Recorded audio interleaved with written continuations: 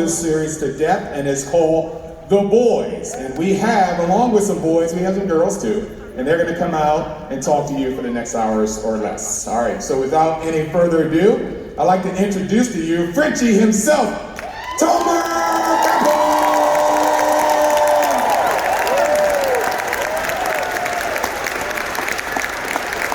If you like your mother's milk, then let's take a look at Mr. Lars Alonso!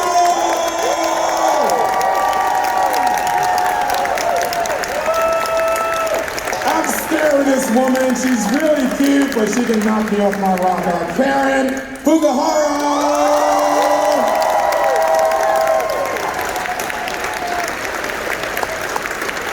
And yet, one member from this group of superheroes, we know her as Queen Maeve, Dominique McElligott.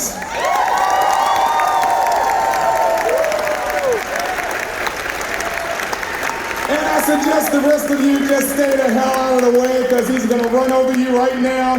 Jesse T. Usher!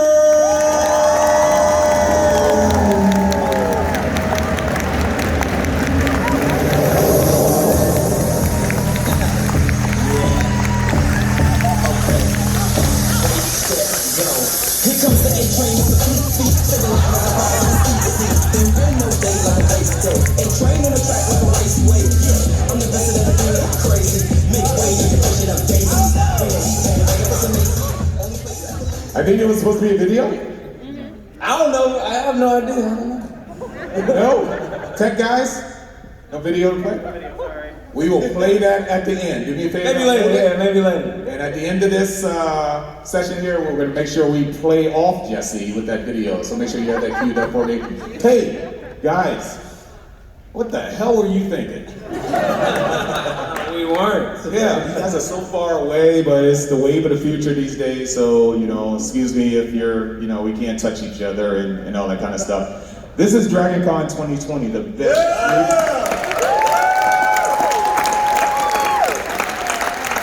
These are the best fans in the entire world. I'm sure they're gonna have some very, very interesting questions right now, but I'll start off with the first question. For all of you, are you enjoying what you're doing? Hell yes! Yeah, Dominique, I'll go with you first. Yeah, we have the best job in the world. Okay. But on the best show in the world. How about you, Jesse? No, man, we're having an incredible time, and being able to finally touch the ground again and see everybody's beautiful faces, and just know that everyone's being so receptive of the show is such an incredible feeling. But yeah, we're having a blast. I'm leaving on Sunday to go finish up season 3, and we're really pumped about that. So. And Karen, it's going to be great to hear you say more than 5 or 6 words. Oh yeah, no, I agree with you. This is an absolute dream to be working on this show, and just seeing this kind of turnout is amazing. So thank you all for coming. Yeah. And yeah, we're wrapping up season 3 soon, so we can't wait for it to come out. I don't know when. I'll tell you. I have no idea when it's coming out. Awesome. And last, seriously, you couldn't negotiate another name? Mother's Milk? I love the name Mother's Milk. Hey, DragonCon, I got one question for you. Got milk? There it is. Now, I'm also having a blast. We've become a family. We go away to Toronto to film this show for months at a time, and we've been blessed to have such an awesome cast and crew. Literally, we're a family on that set, and you can tell by the work that everybody loves what they're doing in every job. So we're very, very lucky. Awesome, awesome. Tomer, it is Tomer, not Tomer, right? I'm gonna Yes. All right. Tomer, how you feel? Woo! Bonjour, DragonCon. It's so beautiful to see you. Wow, it's amazing. You don't even know. It's this show. I mean, it's you guys. Thank you so much for being here. Yeah, we're family and we're working hard. And season 3 is on the way right now, still in the works. Every season just gets more and more fun for us, I think. It's getting crazier and crazier for sure. Yeah. Well, I'm He looking says at numbers crazy is crazy. Yeah. By the way, I did a mother's milk tattoo on my ass yesterday. Big mistake, but this Comic-Con I remember it forever. Comic-Con. All right. Just Dragon the name though, right? No. No. Spread them. Now you gotta go see that at the photo booth. That's $80. You're looking at Reggie's ass in the photo booth. He'll be there right after this. One side is mother's milk, the other chick is French whore. I warned you.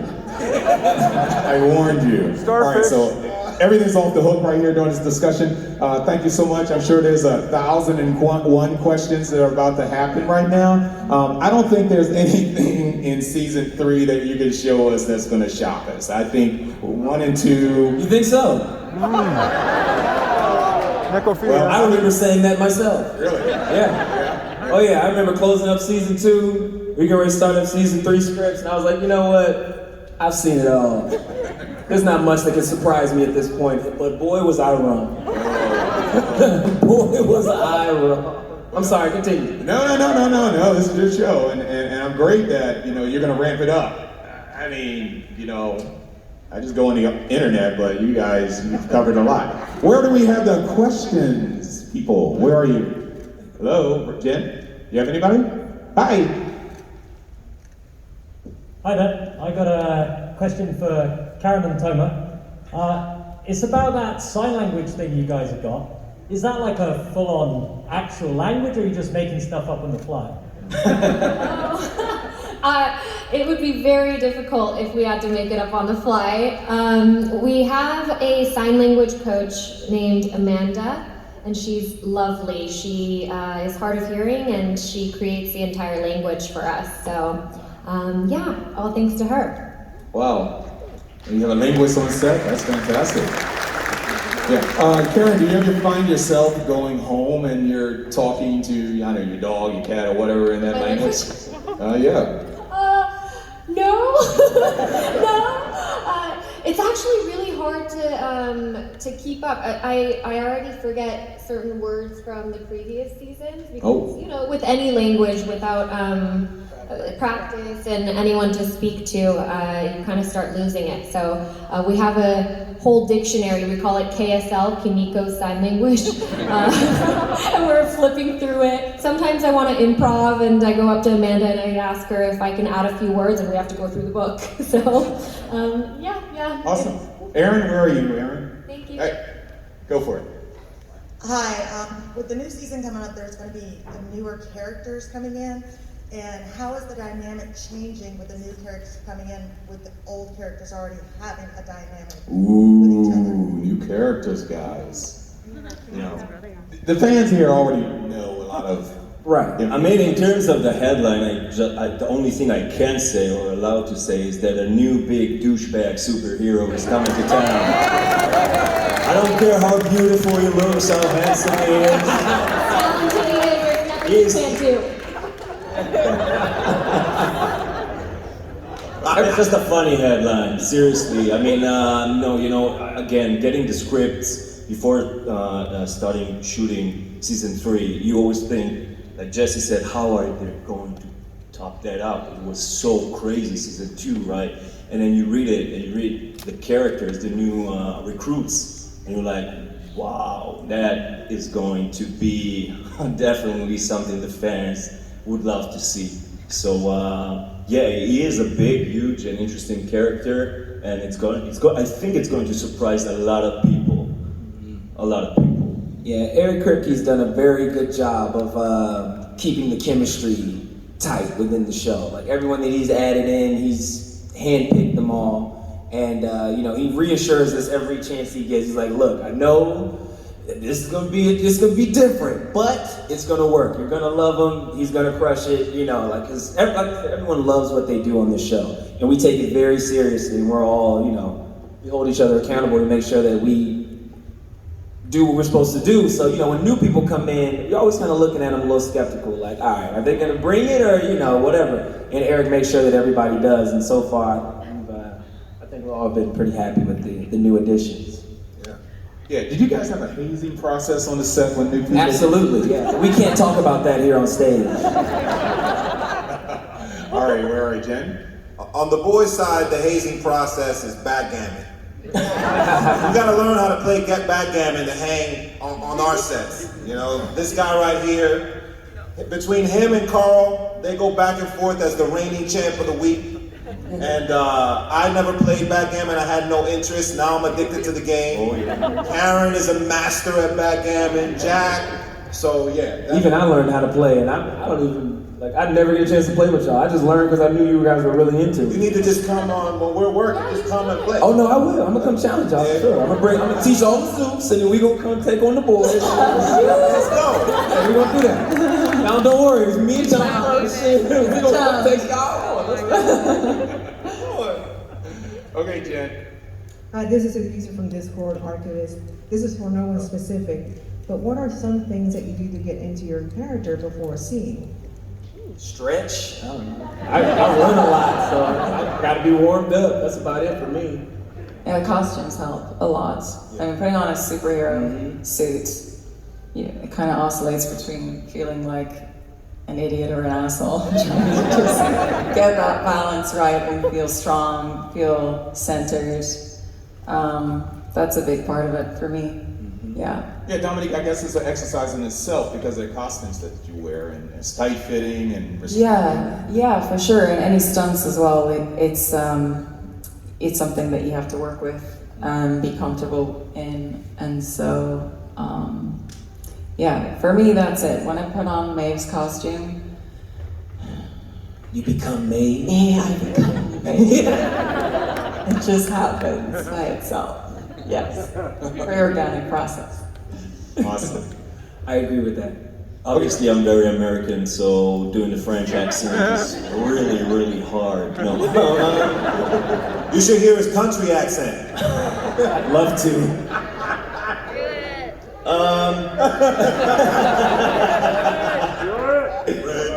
Frenchie. What are we doing here? What? People, relax. You're in the South, and I think they want to hear a country French accent. Well, country French accent. I actually have a new rap song coming out. It's kind of a mishmash between the two. I mean, no, in serious now. Getting into characters, it is a big deal for us. I don't know, Karen. Whenever we share a scene, I mean, we will go philosophical on that. Yeah, we talk about it a lot. Yeah. Yeah, in terms of even the day before, like zooming, talking about our scenes, really trying to find something to ground. The boys. I mean, obviously, the world is big and crazy. And I think what makes it such a great show that a lot of people, the audience, you guys can connect to us is us trying to ground it as much as we can and trying to find in between all the action, the blood, and the big stuff, find pure moments of us as actors to share. That's a delight thing to do with Karen. Les, it's all right, but Karen. Yeah. Listen, this guy, I'm lucky I'm even on the show, because if the camera's on me, he somehow finds his way in front of the camera. Constantly. If I got a light right here, guess what? Now I got a shadow if I'm doing a scene with him. Nah, I will say. But it was a decision that I took. Seriously, you're asking how we're working as actor. That's a decision I took. Thank you. I mean, that's the connection between Frenchie and Mother's Milk, right? He always pokes them. So, outside of camera, on camera. Taking screen time. Thank you. It really helped me get into character. And I'm looking out over my shoulder and I will see Les like. And then we start the scene. I think it works. It worked. It worked. He did it on purpose, y'all. Nah, but you know what? I will say to that credit though, we can be off camera in our little holding area playing backgammon, laughing, joking, whatever. And the minute we step on stage, it's like, you know, an on-off switch. We turn into our characters immediately. And it's a dance. You know, we kind of speak just a instinctual language. Like, I kind of know where Frenchie's gonna go in the scene and where Kamiko's gonna go, and you know. It's teamwork, it's team effort. Yeah. So I'll feel very free to come to any one of my cast members and even ask them, what do you think of what I did? And they will give me tips and I'll try it. And we are so flexible in our work. It's a team effort. The boys is kind of a team. So we try to play hard, play good. Hope we're doing the job all right. Yeah. Awesome. Love it. Aaron, who do you have over there? My question's for the whole panel. What would you say was your scene that you found the grossest to film? It's gotta be the whale. It's gotta be the Lance. whale. Love sausage. The love sausage was What awesome. happened there, lads? Tell us, lad. Wait till season 3. It gets worse. Yeah, it gets worse. Yeah. Get that stuff. Love Sausage was an interesting situation. How so, lad? Because what happens is they give us the first version of the script, the white copy, and then every time they rewrite it, it changes colors. It becomes blue, and then pink, and then yellow. And you know, when I'm working on one episode, I'll read the white copy of the next episode, but then as they do revisions, I'm not keeping up with all the revisions. And so originally in the first script copy of the Love Sausage episode, he wasn't strangling me with his love sausage. I just saw the love sausage and I go, oh, brother's got a big love sausage, and that's where it ended. So my man right here, as you can tell, he loves to play practical jokes, and Carl too. I'm in the hair and makeup trailer that morning. I'm getting ready, and so Carl walks in and he's like, "Hey, you ready for your big scene with love sausage?" And I'm like, "Yeah, whatever." And then Frenchie walks, no. And then I'm like, "What are you talking about? Big scene with love sausage?" He's like, "What do you mean? What am I talking about?" He's like, "You don't mind what Eric wrote?" And I'm like, "What are you talking about?" So then he tells me what happens. I'm like, "Whatever. Like, it's Carl. You don't believe 90% of what Carl says. You just don't believe it." So Frenchie comes in and he's like, "Hey, good morning." He walks in, you know, with a speaker. He's always playing French rap in the hair and makeup trailer. He walks in, and then I'm like, "Okay, nobody say anything." Frenchie, what happens with love sausage? And Frenchie's like, "You don't know what happens with love sausage?" And so at that point, I know everybody's in on the joke, and I'm like, "Yeah, okay." Why so close-minded? And then I asked one of the people that get us ready in the morning to help us, you know, get organized. "Can you give me a copy of the most recent script?" And I go back in my trailer and I'm just like searching for the page, and I look it and I see it, and I'm like, "Oh hell no!" It wasn't a joke. And I'm emailing Kripke like, "Kripke, you gotta be kidding me, bro. Like, when did this change?" And he's like, "Oh, surprise!" Don't be so close-minded. I would take that love sausage off you if I had a chance. It's just that they really, you know. So what didn't make the show? What didn't make the show was, so we're shooting the love sausage scene. I'm getting strangled by the love sausage, and Frenchie's there, and he's standing there, and all of a sudden I'm like, okay, how can I get Frenchie in this scene? You remember I said I get tips from everyone? So I'm getting choked out, and I just start going, "Frenchie, bite it! And I'm in character, and I'll take my brother's tip. And I have a picture in my cell phone right now of a tape that Frenchie went in head first and started biting on the love sausage like it was corn on the cob. He started on one end of the sausage and then stopped till he got to the end of the sausage, the other side. If you're my friend, I'll do it for anyone I am. And you know why that shot didn't got in the original? Because I tear that piece of thing down. All right, enough. That's what happening before a scene, after a scene. It's like that little small drama thing. Wow. What a story. I think the young lady was asking worst scene for all of you. Can you top that, Karen?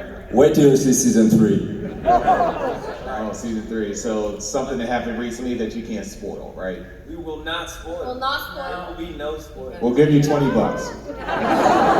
Okay, no. All right, so season 3. How about you, Dominique? I Anything? don't know if I can top it. That's kind of a wild story. I was there to witness all of it because I was the one that punched Love Sausage out. I saved your life. And you were also the one that took that little sneaky pic. I saw it. I did. Yeah, I did. It was a good day for me. You can't trust nobody on our set. Okay, I guess we got all the answers we're gonna get. The grossest thing I did was probably get my toe sucked on by Papa. That shit was gross. That was gross. It's not gross though. It's kind of nice. No, I feel like Eric Kripke finds out what you hate, and he finds a way to put it into the show. I hate feet. I despise feet. I don't even like my own feet. Having someone suck my toe is like my biggest nightmare. I thought it was a joke too. Like you said, oh, the love that's a joke. I was like, okay, A-Train gets his toe sucked. That cannot, like, all right, it's in the early, like, they're gonna change that. They know I hate feet. Why would they do that to me? They did that shit to me. Like 100 times. How many times somebody has to suck your toe when they're doing it on TV? Any idea how many takes, close-ups, reaction shots that I had to do every time, and then she sucked my toe, and then the makeup people that come over and then clean my toe in between each take. And there was like 4 people touching my freaking toe. It was like 3 hours of getting my toe sucked. It was the worst day of my life. It was literally the worst day of my life. The grossest thing that's ever happened to me. But we did it for y'all. I'll never do it again. Face your fear. You can find that scene on Pornhub.com. Ladies and gentlemen, when you approach Jesse at his autograph table, please do not mention toes. Do not mention so. Dominique, it looks like it's on you now. Anything? Grossest thing. It was probably I was there for the aftermath of the whale. The soups turned up right to the beach, and that was pretty. That is gross, yeah. Yeah, but incredibly impressive what they managed to achieve with that. Yeah, it was amazing, and it was cool to watch that whole thing. I can't think of anything else. All that was Queen Maeve has gotten away with a lot. Yeah. But you don't see too much. I don't think so. Season 3 though. You keep saying Again. Okay, now you keep mentioning season 3. You're not leaving this room. Scarred, that's why. Like we're scarred. We're actually we're wounded now. Traumatized. Traumatized for sure. Okay, Jen, hi. We're back to you.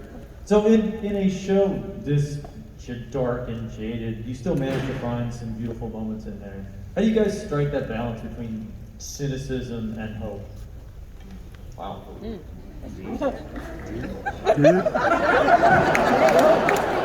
Listen, man, we just came here for some jokes.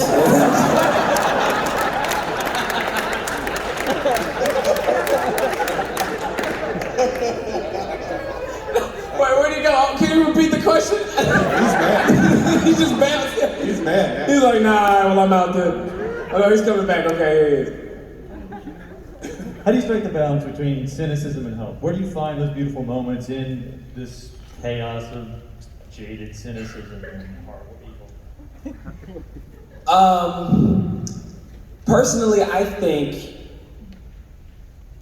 when we get material, like the material that we get in this show, and it's presented in a way that sensitive topics seem like something that it's like our duty to now discuss in this show because of the way that like only the boys can do it. So, you know, we find beauty in like very sinister storylines and even people, characters, because of the way that like it gets presented in the show and the way that like our characters somehow have like, you know, this righteousness that like makes them want to fight for good. Like we have this inner battle within pretty much all of us, where we're always battling to do the right thing or to like self-preserve or whatever it is. And through the eyes of the character, we're able to tackle things that like normally, like in life, you know, we would normally shy away from. But you know, you put on the suit and all of a sudden you become super and you feel like you can actually handle anything. And then with the writing team that we have, we're able to do so in a way that like only the boys can do. And it makes it easy for us to find beauty in some very dark subjects. Mm-hmm. You know, now that I think about it, it's an interesting question because Dominique, your characters now, you got a question of doubt. Absolutely. I mean, I think cynicism has been such a huge part of Maeve's story from the beginning. And as we see her story evolve, we see her try to find hope or try to find her own sense of power, and that's been interesting to play a character that is so hopeless and so beaten down by the world that she's living in. It's been interesting to see it, and being in the dark world isn't. You're right. It's not easy. It really isn't, especially some of the emotional scenes where it can really take it out of you and you go home and you just try to wash it off. Sometimes it's really hard to do. But you'll start to see that season 3, season 4, where, well, for Maeve at least, no spoilers, but you know, that sense of hope is coming back, for sure. Did you mention season 4? Oh, no, I don't know. I really don't know. It's not enough, but we actually don't know this season. This is why I go, I don't talk. I'm not allowed to talk, because when I talk, I get into trouble. So, I'm here today. So don't get me, please don't quote me. So, I really don't know. So you guys kind of promised not to talk about, you know, season 3. What happens in season 4, Dominique? I have no idea. I'd like to know too. We're still season 3, so I don't know what happens. Well, yeah, but anyway, I'm about to save you, Dom. Just stop talking. There's comic books. I'm going off the comic books now, so. Nah, but you know what? To jump on that, because I think that's a very good question. It really starts with on the page. You know, it's to me, having been, you know, pretty seasoned when I got to the show. You usually see scripts where they really focus on the lead of the show and maybe number 2 on the call sheet, you know what I'm saying? The next person. And then everybody else kind of supports their story and are just these satellite moons around their story. And that's not how Eric Kripke and our writers write. You know, they write full-blown character development and storylines for every single character on the show. We got 12 to 13 cast members at one time, and by the end of the season, you know not only some backstory, but also what their struggles are, what their challenges are, you know, revelations about who they are, and you get to know them on a deeper level. And every season, you get to know us deeper and deeper and deeper and more about us. What makes us tick, what triggers us, you know, what are our traumas.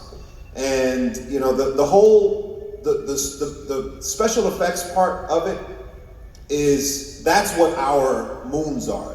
That's what is kind of on the outskirts. But what we are receiving when we get these storylines are real human moments, and no matter what powers you have, you still are insecure, and you still have doubts and insecurities, and you still have struggle. And I think that's what keeps the show grounded in reality, is that we're real people, in spite of all of this crazy world that we find ourselves in. Excellent, man. I like that. Awesome. Who are you on, Jim? Aaron? Oh, we're on Aaron. Okay. This question's for Dominique. I feel like, especially in season 2, I get the feeling there's more of a duality in your character. And when you start going through a particular arc, just wanted to get your feedback on what you thought, how that arc played out, and how you approached it.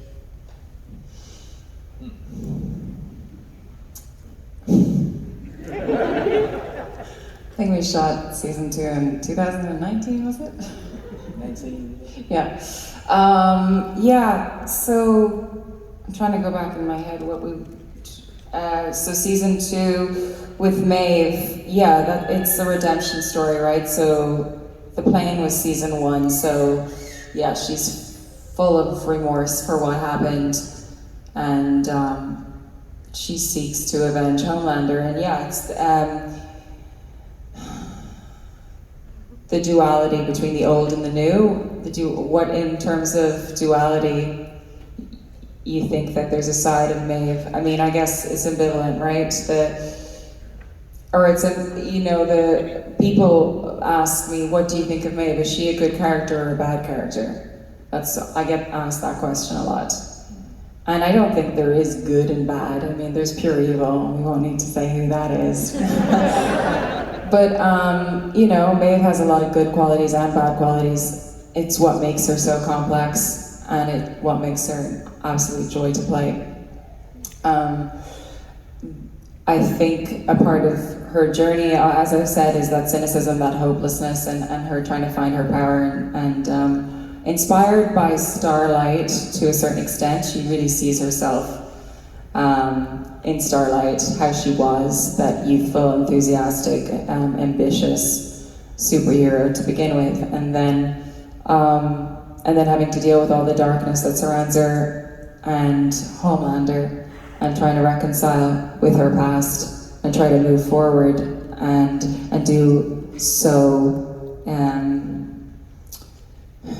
in a way that is true to her and authentic, and coming from that sense of integrity that she has kind of deep within her, that she's kind of starting to recognize within herself again. I feel like Maeve has been oppressed by the system, like bought, and Homelander obviously, and so that's really a part of her story. You'll see. I can't give any spoilers away. Do it again. But yeah, that's season 2, and then you see that in the finale with the Girls Get It Done, and with her addressing Homelander in that scene, which I really enjoyed playing. And that's all I gotta say.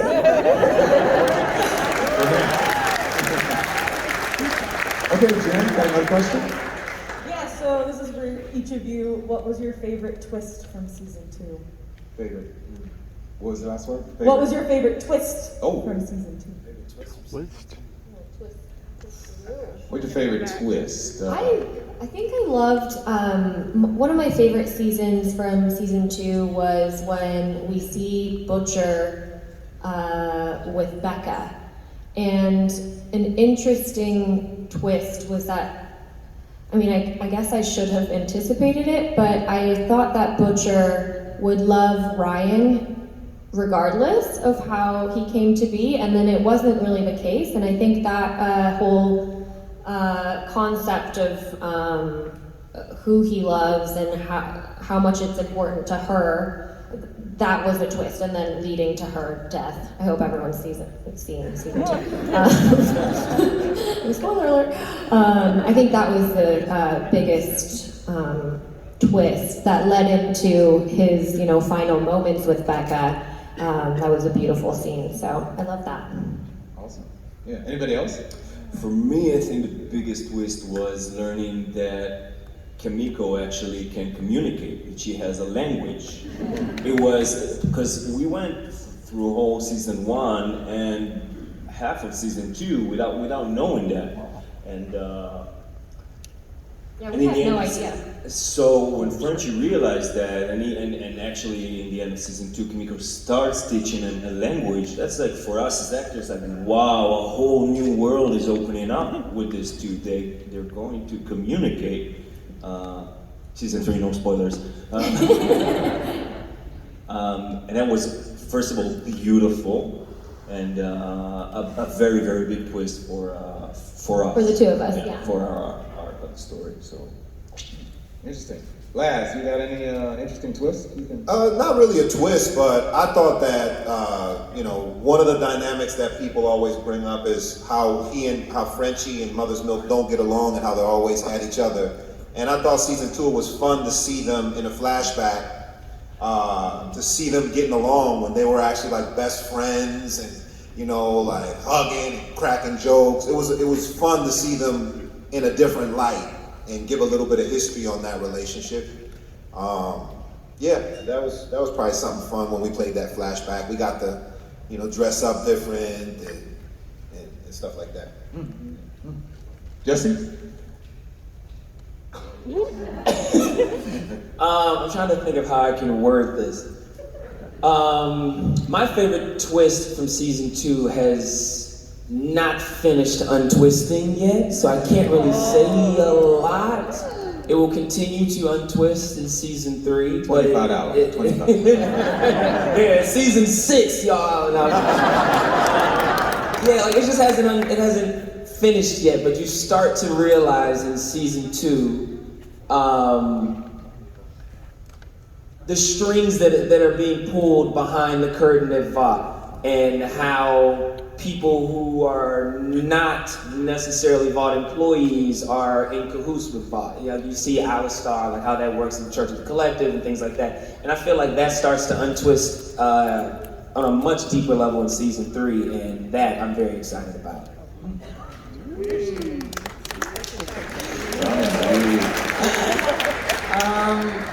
I loved the introduction of Stormfront to season 2. I thought that was a really clever thing that Crick decided to do, to bring her on. Such a charming, Aya is so charming, and then to see that character unfold in the way that it did was very clever. It was just very clever storytelling, and I thought it was executed excellently, and I just loved that whole story. It added such a layer to the voice. She was a as pain in whole. the ass. She was a lovable pain in the ass. Well, I can't say lovable. Aya was. Yeah, Aya's lovable. Not so much Stormfront.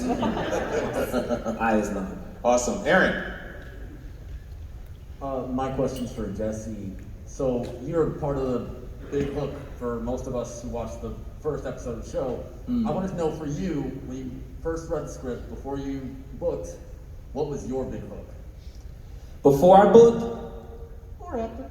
Or after? Okay, what was my big hook? It definitely wasn't a toe sucking, that's for damn sure. I promise you that. If I'd known that was coming out, I'd have pulled the plug. What was my big hook? Honestly, I think it wasn't anything specific in the material. It was how passionate Eric Kripke spoke about the show before it was the show. I don't think I've ever met a showrunner quite like Eric Kripke. Not really. You know, you meet showrunners who love what they do, who love their show, but it's not like their baby. Eric Kripke treats this show like it's his baby. And he spoke about it in that way, like very, very early on, before I knew what The Boys was. I had never read the source material beforehand. I hadn't read a script yet. I had just read like an audition scene, and I had talked to him on the phone. And like, that's what got me hooked. He's like, you just wait, you're gonna love it. And this character, and the things that he's gonna do, and the places he's gonna go, and the depths that we're gonna, like, you know what I mean? Like, that got me hooked. I'm like, well, shit, I'm in. Like, I don't need to see anything. I probably should have waited to then I would have known where he meant when he was talking about, you know, all that kind of stuff, and I could have avoided the tone. But it's him. You know, he was the one that really got me hooked on this project. He was the one that made me excited about it. And I trusted him from that moment on, and I still do, and I think he's still doing an incredible job of just, you know, weaving very interesting things into this maniacal world that we live in. Can I ask a quick question? Yeah. Who are you dressed up as right now? I'm from season 4 of Attack on Titan. Stand up, sir.Here are you? No, he's standing, right? It's the guy that has the No, it's right there. Yeah, see, got it. Oh, okay, all right. It looked a little bit like A-Train. I thought so too. I thought it was an A-Train. Wait. I do see a mother's milk in our crowd. Well, you took You took my thunder. I was about to get my mother's milk to take on your A-Train. Like, hold up. This guy saw me at the booth today, almost kicked my ass for no reason, man. Nice. Oh man, welcome to Dragon Con, guys. This is our fans right here. They know their stuff. Who are we on? Jen on your side? Okay. This is another question from Discord. Saturn Girl asks, did you read the comics before joining the show, and did it influence your performance? I kind of just answered in my last one. I did not, personally. I didn't read the comics or even know that there was source material until after I heard about the TV show. So I kind of tried to backtrack a little bit, like, all right, well, let me see what I'm getting myself into. And man, oh, buddy. But you know, Watchmen was out before that, and that kind of turned the corner in terms of, you know, what superheroes were, you know, perceived to be goody two shoes, you know, sugar and spice and everything nice. Then, you know, we saw it in Watchmen. But man, you guys ramped it up. You took it up a couple other notches after I saw The Boys. You know, like I said, I can't believe what I'm watching right now. So I'm happy with what you're doing, especially when season 4 comes around. Y'all leave Dom alone, man. Leave Dom alone. Okay, go ahead. Dominique, no? Oh, what was the question? Did you know about the comic book? Oh, comic books. Yeah, after I got hired, I delved into all the comics. And I did not know how I was going to approach Maeve because she's so different from who I am as a person. But it was cool, and the script that you know, we read a lot of scripts in this business, and I just thought the script was so clever that I was in when I read the script. Comic books were just an added extra.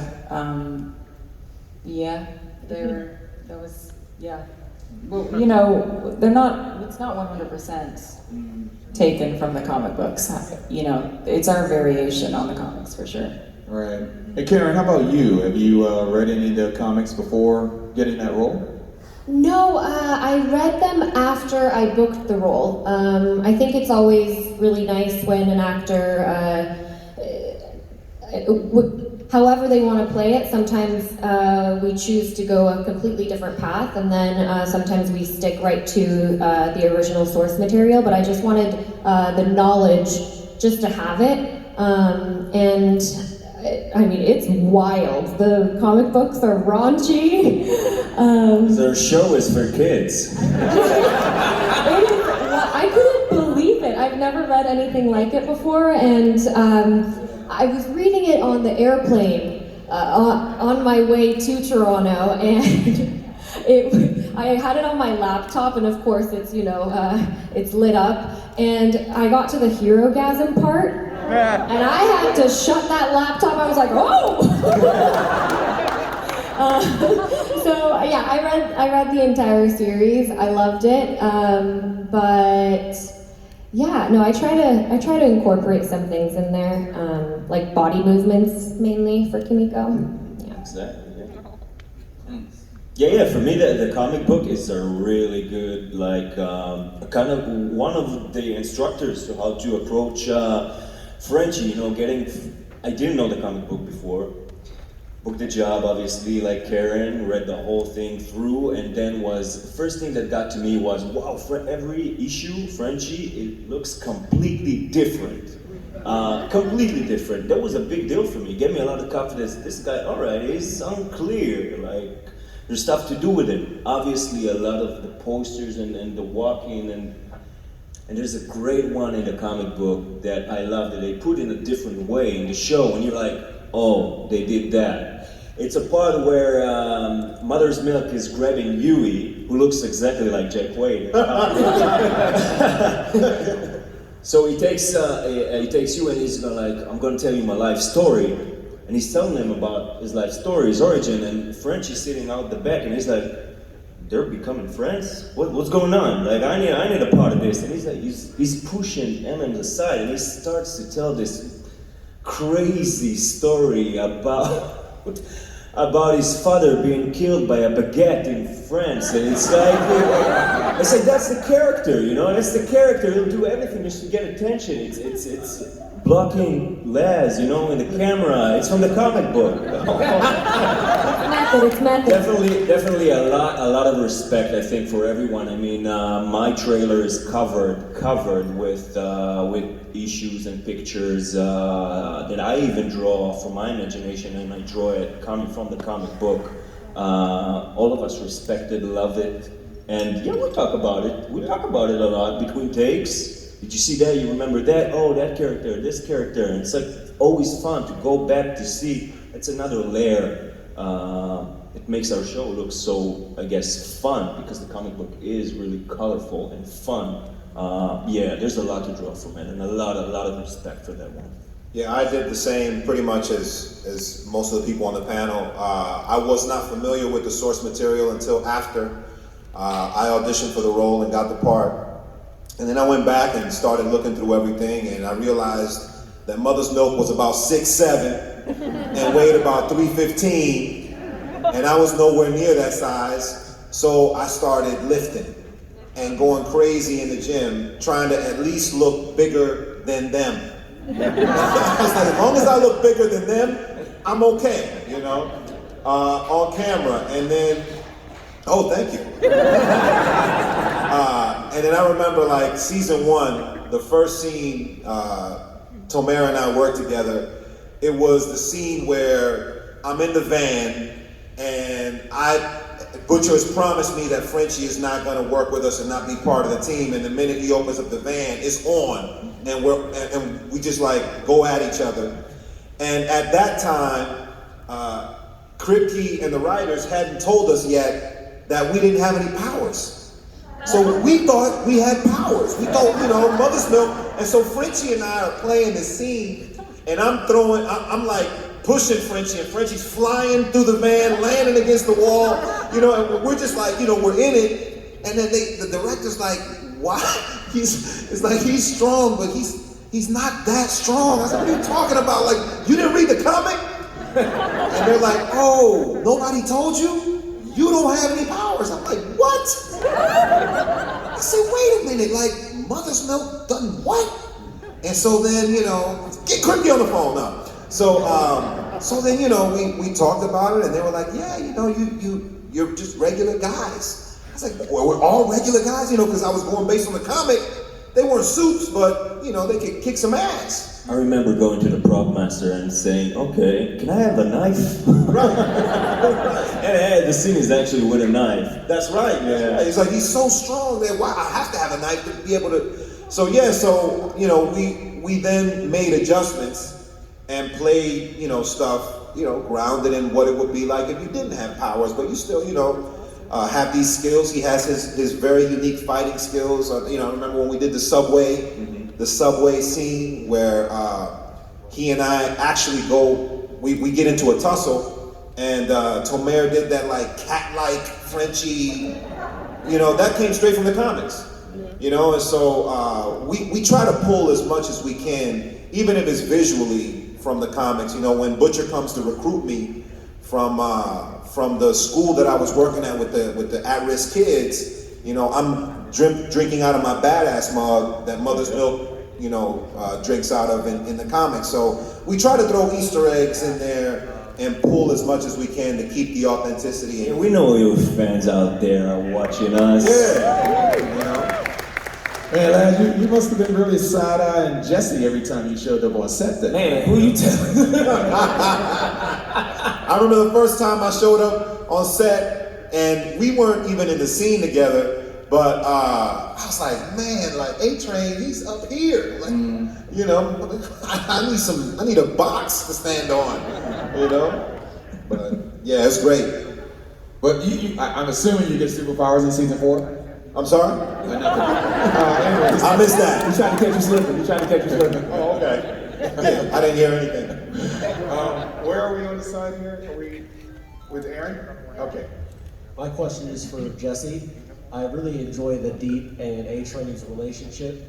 Without getting into spoilers, can you set up maybe where they're at going into the season? Well, you remember where we left off in next season 2. Oh, yeah. Peace out, bitch. So, you know.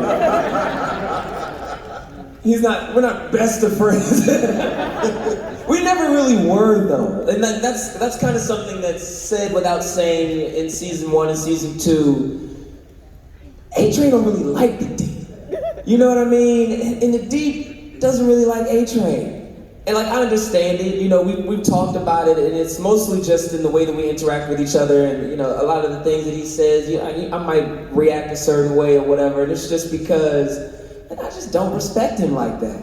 You know, he just kisses Homelander's ass, and I don't really like that. You know, I do what I can to stay alive, but I don't respect the Deep. So being that close to him, having to buddy, you know, with him, like that was me. I was grinding my teeth throughout all of season 2, just hoping, praying that, you know, I don't know, like, that what would happen would happen. And A-Train being is the sneaky devil that he is, he made it happen. So leaving off from season 2, I'm right back where I want to be. You know, I feel like he's below me and I'm up here now, and I don't have to deal with this guy, and like I'm kind of disgusted by him anyway, so you know, wherever he's at is fine with me, and that carries over. People in the back are approving of your pleasure with the Deep. So awesome. Okay, we're getting close to the end. How are we, Jen? Good. Hi. What's the funniest story you have from behind the scenes among the cast? The funniest story, say again? Behind the scenes. Funniest story behind the scenes. Behind the scenes. You guys play pranks on each other? We're always playing. That's what makes it hard to remember, is because this is a daily thing. Yeah. So in Mother's Milk had a little figurine of a cow that he went and bought for himself. We all decorate our chairs. We have the most crazy, coolest chairs in the world. Let's say that one day it disappeared. My cow was kidnapped. I wonder who kidnapped my cow. With a kidnap note and everything, you know. Wait a minute, y'all left a ransom letter for the cow? I didn't know that. Who wrote a ransom letter? On a post-it pad. What did it say? I got your cow. Actually said, got milk.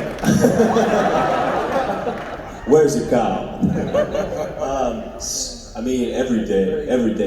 What did you have the other day? I knew you took the cow, bro. I mean, just I you knew. know what? I mean, just the other day. You remember coming in and just you know, the most common thing is like getting into trailer while Les is really focused, reading his lines and trying to do, you know, get himself into character. And I'll go with a big ass tape and hear, "I'm too sexy for my kid." It's just kind of. It never stops. But I will say, at the end of season 2, he gave me another cow. Yeah. It was big. It was a Vite cow. Yeah. It was definitely on V. Definitely on V. But he gave me another cow. So, and I keep that cow in my chair always. But you didn't check that cow for booby traps or anything like that, right? Who knows what? There might be a microphone in that cow. Who knows? Knowing him, it might explode one day. Who knows? All right, Jen. Oh, I'm sorry. You're on this side, right? Go ahead. All right, hey. So as y'all know, in the comics, there's a soup orgy scene. So my question is, what's up? What's the deets with the soup orgy scene? How did I know we were gonna get this question? I don't. Do you guys know about the soup orgy scene? Nope. I don't either. You want to explain it? It's an orgy of soups. Well, I'm not a soup, so Jesse, got anything to say? I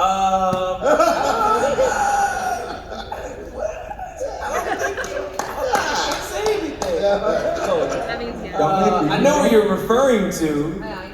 Yeah, Dominic knows. No, I mean, I know what you guys are referring to, but I definitely was not in that scene. Are you looking at me like I was in this scene? Just stare me down like I was in the scene. Come together in this and say, we don't know about that scene. If you could put anybody, I will ask you this question.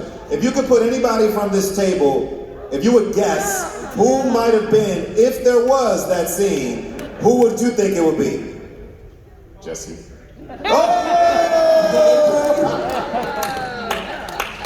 I'm telling you, A-Train can run through the whole orgy in a matter of seconds.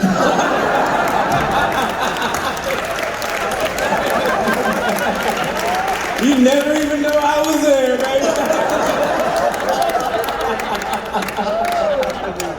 Just a blue blur. It's a blue blur. Oh my That's God. the name of my sex tape, the blue blur.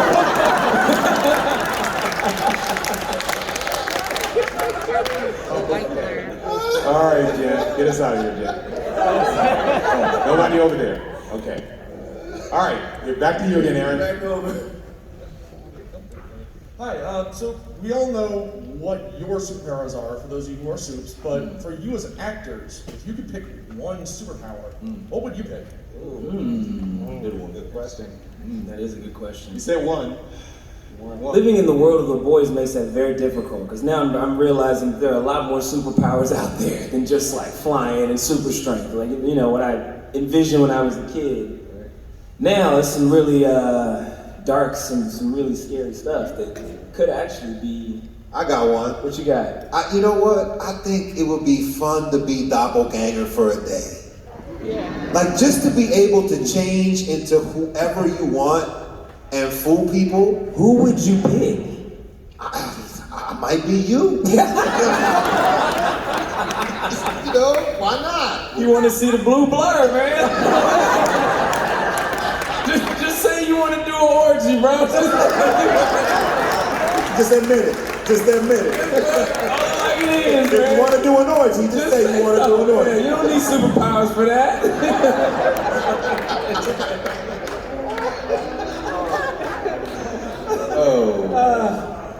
Oh, you got one else? I just want a superpower that I can have fun with. It doesn't come with too much guilt. Like, I don't want anything that's too dangerous.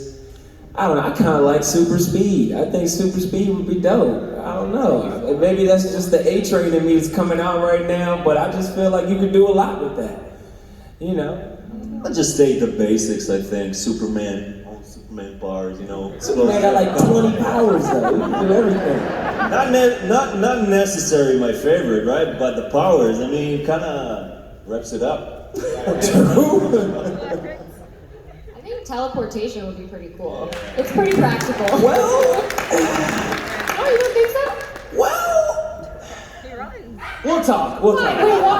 We'll talk. You know something that I don't? Maybe, but we'll talk. Jesse, if you could teleport to Bali right now, you're trying to tell me you wouldn't?